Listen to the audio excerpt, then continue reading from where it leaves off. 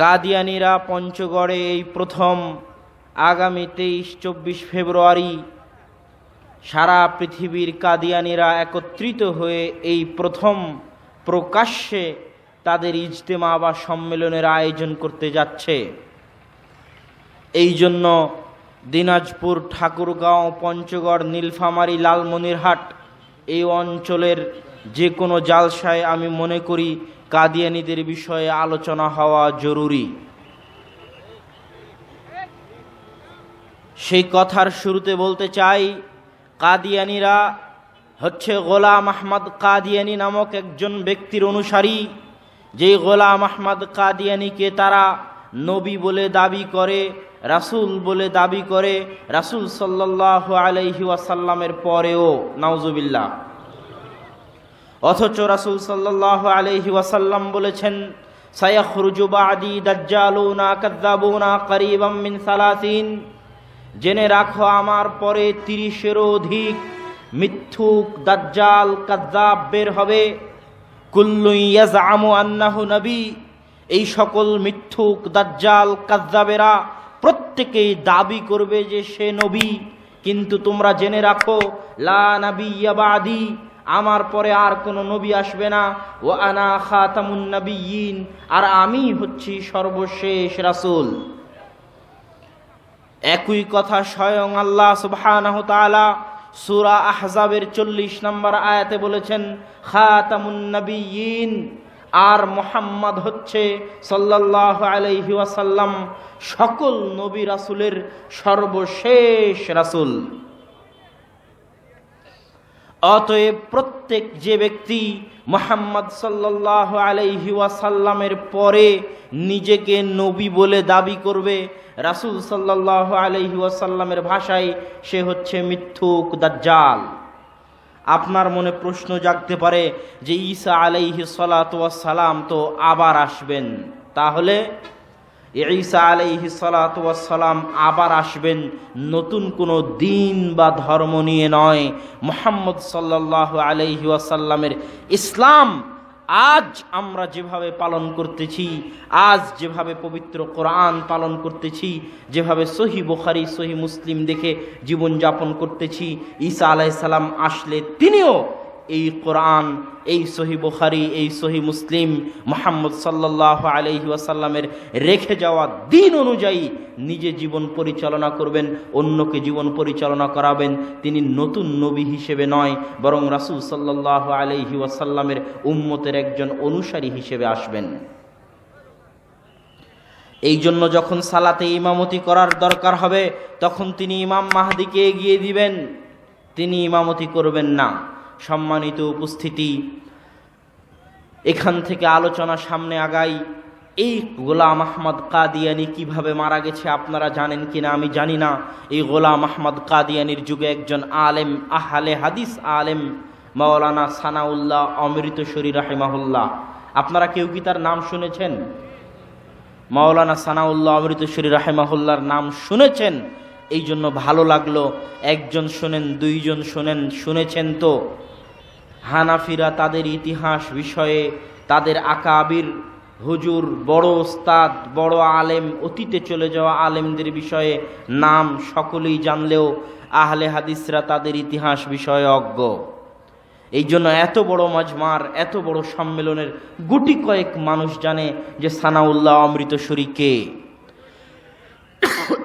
অথচ ভারত, পাকিস্তান, বাংলাদেশের ইতিহাসে, আহলে হাদিসদের ইতিহাসের একজন দিকপাল সূর্য ছিলেন সানাউল্লাহ অমৃতসরী রাহিমাহুল্লাহ, যিনি একাই এক টেবিলে বসে, একই সাথে এক টেবিলে যদি তার সাথে সকাল থেকে দুপুর পর্যন্ত 8, 9, 10 ঘন্টা যাবৎ হিন্দু, বৌদ্ধ, খ্রিস্টান, ইহুদি, শিয়া, ব্রেলভি, কবর পূজারী, দেওবন্দি, হানাফি একসাথে যদি সকাল থেকে দুপুর পর্যন্ত সবাই তর্ক বিতর্ক করে, তাহলে তিনি একাই একসাথে সকলকে পরাজিত করে দিবেন, এই রকম জ্ঞান তার ছিল।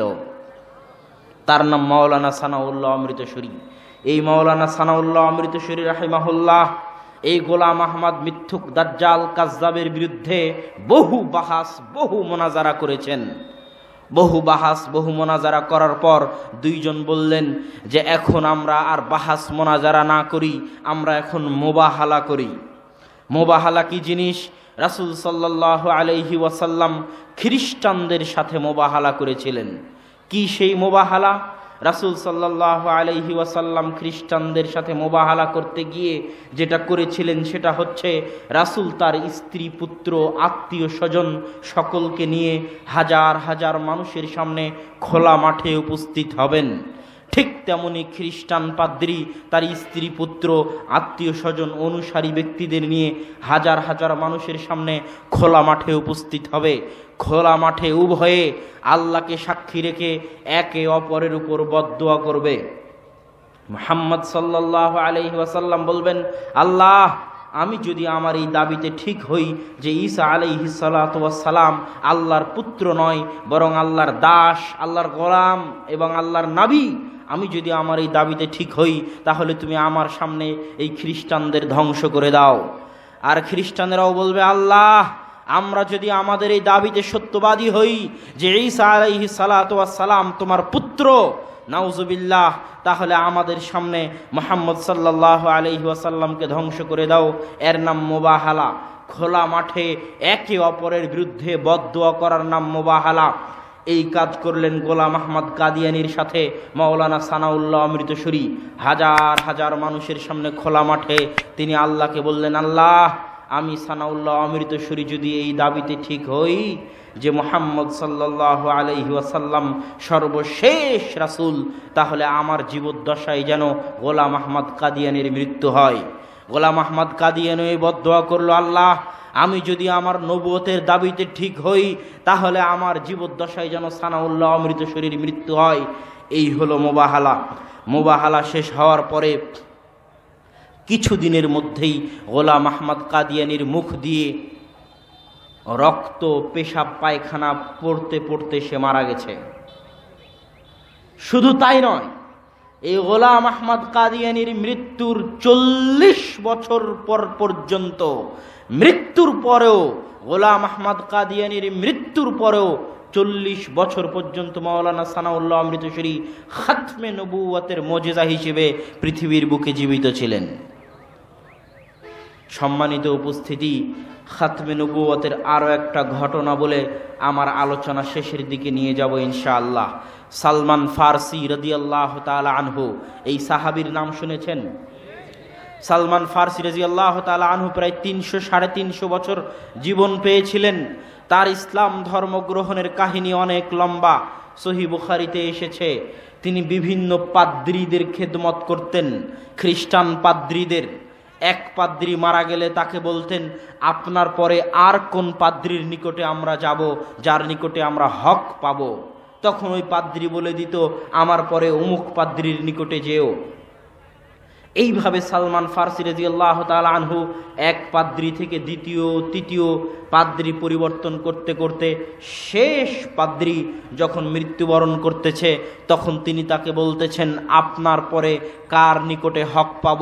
তখন ওই পাদ্রী বলতেছে, সায়াখরুজু বাদি নাবিয়্যুন, অতি সত্বর একজন নবী বের হবে, বিদিন ইব্রাহিম, ইব্রাহিম আলাইহিস সালাতু ওয়াস সালামের দিন নিয়ে, ফি আরদিল আরব, আরব ভূমিতে বের হবে, আরব এলাকায় বের হবে, ওয়াসাইউহাজিরু ইলা বাইনাল হাররাতাইন, আর ওই ব্যক্তি, ওই নবী যিনি ইব্রাহিমের দিন নিয়ে বের হবেন, আরব ভূমিতে বের হবেন, তিনি হিজরত করবেন এমন এক জায়গায়, এমন এক জায়গায় তিনি হিজরত করে চলে যাবেন যেই জায়গাটা বাইনাল হাররাতাইন, দুই হাররার মাঝামাঝি। হাররা বলা হয় এমন জায়গাকে যে জায়গায় পাথরগুলো কালো জ্বলন্ত, পুড়ে পুড়ে যাওয়া পাথরের মতো কালো জ্বলন্ত হয়, তাকে আরবিতে বলে হাররা। বাইনাল হাররাতাইন, দুই হাররার মাঝে তিনি হিজরত করবেন। আজকেও যদি মদিনায় যান তাহলে দেখবেন মদিনার পূর্ব অঞ্চলের নাম আল হাররা আশ শারকিয়াহ, আর মদিনার পশ্চিম অঞ্চলের নাম আল হাররা আল গারবিয়াহ। এখনো মদিনা দুই হাররার মাঝামাঝিতে অবস্থিত। সালমান ফারসি রাদিয়াল্লাহু তাআলা আনহু, এই সালমান ফারসি রাদিয়াল্লাহু তাআলা আনহুকে এই কথা বলার পরে পাদ্রী বলতেছে, লা ইয়াকুলুস সাদাকা ওয়া ইয়াকুলুল হাদিয়াহ, যে নবীর আমি বর্ণনা দিচ্ছি সেই নবীর আরো একটি চিহ্ন হচ্ছে তিনি সাদাকার খাবার গ্রহণ করবেন না, সাদাকার খাবার গ্রহণ করবেন না। ওয়ায়াকুলুল হাদিয়া, কিন্তু তিনি হাদিয়া গ্রহণ করবেন, এটাও তার একটা আলামত। তার আরো একটা আলামত হচ্ছে সায়াকুনু বাইনা কাতিফাইহি, তার দুই কাঁধের মাঝ বরাবর পিঠে ঘাড়ের নিচে এখানে একটা গোস্তপিণ্ড উঁচু হয়ে থাকবে, খাতমে নবুয়তের মোহর। তিনি যে সর্বশেষ নবী, তারপরে যে আর কোনো নবী আসবে না। এই জন্য যেমন অফিসারদের সিল মারা হয়, ঠিক তেমনি আল্লাহর পক্ষ থেকে তার শরীরে সিল মেরে দেওয়া থাকবে যে এনার পরে আর কোনো নবী আসবে না। সেই সিলটা হচ্ছে দুই কাঁধের মাঝখানে একটা গোস্তপিণ্ড উঁচু হয়ে থাকবে, যাকে খাতমে নবুয়তের মোহর বলা হয়। এটাও তার একটা আলামত। সালমান ফারসি রাদিয়াল্লাহু তাআলা আনহু এই আলামতগুলো মুখস্থ করে নিয়ে তিনি কৃতদাস হয়ে আরব ভূমিতে আসলেন। গোলাম হয়ে এক কাফেলার নিকটে বিক্রি হয়ে গেলেন, কাফেলার নিকটে বিক্রি হয়ে চলে আসলেন আরবে। শুধু আরবে নয়, যেখানে রাসূল সাল্লাল্লাহু আলাইহি ওয়াসাল্লাম হিজরত করবে সেই মদিনায় তিনি চলে আসলেন। তিনি তখনও জানেন না মুহাম্মদ সাল্লাল্লাহু আলাইহি ওয়াসাল্লামের আবির্ভাব ঘটেছে কিনা। মদিনায় গোলাম অবস্থায় জীবনযাপন করতে লাগলেন। হঠাৎ একদিন তিনি খেজুরের বাগানে কাজ করতেছেন, তার মালিকের খেজুরের বাগানে গোলাম হয়ে খেজুর পাড়তেছেন। তখন নিচে কে যেন কথা বলতেছে যে একজন নবী মক্কা থেকে হিজরত করে মদিনায় এসেছেন। সালমান ফারসি রাদিয়াল্লাহু তাআলা আনহু বলতেছেন, একজন নবী মক্কা থেকে হিজরত করে মদিনায় এসেছে। এই কথা শুনে আমি এতটা আনন্দিত হয়েছি, এতটা উত্তেজিত হয়েছি যে কিদ্দু আন আসকুতা, আমি উত্তেজনার বশে গাছ থেকে পড়ে যাই, গাছ থেকে নিচে পড়ে যাই এমন অবস্থা। গাছ থেকে নিচে নেমে তাড়াতাড়ি করে তাকে জিজ্ঞেস করলাম, কে সেই নবী, কোথায় এসেছেন, কোথায় তিনি থাকেন, আমাকে বলো। সব কিছু শুনে নিয়ে জামাআতু মা কানা ইনদি মিনাস সাদাকাহ, আমার নিকটে যা কিছু ছিল তা জমা করলাম। জমা করে যাহাবতু ইলা রাসূলিল্লাহি সাল্লাল্লাহু আলাইহি ওয়াসাল্লাম, আল্লাহর রাসূলের দরবারে গেলাম। আল্লাহর রাসূলের দরবারে গিয়ে আল্লাহর রাসূলকে বললাম, ইয়া রাসূলুল্লাহ, হে আল্লাহর রাসূল, হাদা মা কানা ইনদি মিনাস সাদাকাহ, এইটা আমার নিকটে সাদকার কিছু মাল ছিল, সাদকার কিছু খাবার ছিল, এই নেন আমি আপনাকে দিলাম। তখন রাসূল সাল্লাল্লাহু আলাইহি ওয়াসাল্লাম সাদকার এই মালটা, সাদকার এই খাবারটা নিজে ভক্ষণ করলেন না, তিনি তার সাহাবীদেরকে দিয়ে দিলেন। প্রথম চিহ্ন পাওয়া গেল। সালমান ফারসি রাদিয়াল্লাহু তাআলা আনহু ফেরত চলে আসলেন। ফেরত আসার পর পরের দিন জামা কানা ইনদাহু, আবার তার নিকটে যা ছিল তা তিনি জমা করলেন। জমা করার পর যাহাবা ইলা রাসূলিল্লাহ, আল্লাহর রাসূলের নিকটে গেলেন। আল্লাহর রাসূলের নিকটে গিয়ে বললেন, ইয়া রাসূলুল্লাহ, হে আল্লাহর রাসূল, রাআইতুকা আন্নাকা লা তাকুলুস সাদাকাহ, আমি আপনাকে দেখেছি আপনি সাদকার সম্পদ ভক্ষণ করেন না, আপনি দানের সম্পদ ভক্ষণ করেন না। ফাহাদিহি হাদিয়াহ, হে আল্লাহর রাসূল, এটা আমার পক্ষ থেকে হাদিয়া, এই হাদিয়া আপনি গ্রহণ করিয়েন। রাফাকালা রাসূলুল্লাহ সাল্লাল্লাহু আলাইহি ওয়াসাল্লাম মিন হাদিয়াতিহি, তখন রাসূল সাল্লাল্লাহু আলাইহি ওয়াসাল্লাম তার হাদিয়া থেকে কিছু খাবার গ্রহণ করলেন, আবার সাহাবীদের মাঝে বন্টন করে দিলেন। সম্মানিত উপস্থিতি, এই কয়েকটা আলামত পাওয়ার পরে এবার সালমান ফারসি রাদিয়াল্লাহু তাআলা আনহু তিনি বলতেছেন, ইস্তাদারতু জাম্বা রাসূলিল্লাহি সাল্লাল্লাহু আলাইহি ওয়াসাল্লাম, আমি আল্লাহর রাসূলের চারপাশে ঘুরতে লাগলাম। এই আলামত পাওয়ার পরে আমি তো কিছু বলতে পারতেছি না এখনো তিনি নবী কিনা, এখনো একটা আলামত বাকি আছে। আমি তার চারপাশে ঘুরতে লাগলাম সেই আলামতটা দেখার জন্য। ফাস্তাসবাসা রাসূলুল্লাহ সাল্লাল্লাহু আলাইহি ওয়াসাল্লাম, আল্লাহর রাসূলও বুঝতে পারলেন যে আমি কি যেন উকি দিচ্ছি, বারবার কি যেন খুঁজতেছি তার চারপাশে। রাসূল সাল্লাল্লাহু আলাইহি ওয়াসাল্লাম বুঝে গেছেন। ফাআলকা রিদাআহু মিন যাহরি, রাসূল সাল্লাল্লাহু আলাইহি ওয়াসাল্লাম তার পিঠ থেকে তার চাদরটা ফেলে দিলেন।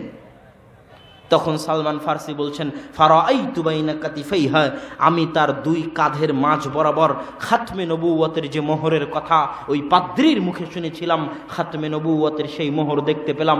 ফাবাকাইতু, সাথে সাথে আমি কেঁদে দিলাম। ওয়াকুলতু আশহাদু আল্লা ইলাহা ইল্লাল্লাহ ওয়া আশহাদু আন্না মুহাম্মাদার রাসূলুল্লাহ, আমি সাক্ষ্য দিচ্ছি আল্লাহ ব্যতীত কোনো মাবুদ নাই, আর মুহাম্মদ সাল্লাল্লাহু আলাইহি ওয়াসাল্লাম আল্লাহর সর্বশেষ রাসূল, তারপরে আর কোনো নবী রাসূল আসবেন না। এই ঘটনা বর্ণনা করার পরে আমরা বলতে চাই, সম্মানিত উপস্থিতি, কাদিয়ানীরা তো কাফের কাফেরি, কাদিয়ানীরা তো কাফের কাফেরি। যারা কাদিয়ানীদেরকে কাফের মনে করবে না তারাও কাফের। কাদিয়ানীরা তো কাফের কাফেরি, যারা কাদিয়ানীদেরকে কাফের মনে করবে না তারাও কাফের। এবং আজকের এই বিশাল সমাবেশে সরকারের প্রতি অনুরোধ জানাতে চাই, পৃথিবীর 40টারও অধিক মুসলিম রাষ্ট্র কাফেরদেরকে কাদিয়ানীদেরকে রাষ্ট্রীয়ভাবে কাফের ঘোষণা করেছে। কাদিয়ানীরা এই দেশে কাদিয়ানী নাম নিয়ে কাফের হয়ে বসবাস করুক, এতে আমাদের কোনো আপত্তি নাই। হিন্দুরা বসবাস করতেছে, খ্রিস্টান বসবাস করতেছে, কাদিয়ানীরাও কাদিয়ানী নাম নিয়ে এদেশে কাফের হয়ে বসবাস করুক। কিন্তু কাদিয়ানীরা আহমাদি মুসলিম, মুসলিম নাম নিয়ে, আহমাদি মুসলিম নাম নিয়ে এদেশে বসবাস করবে, এর কোনো সুযোগ নাই।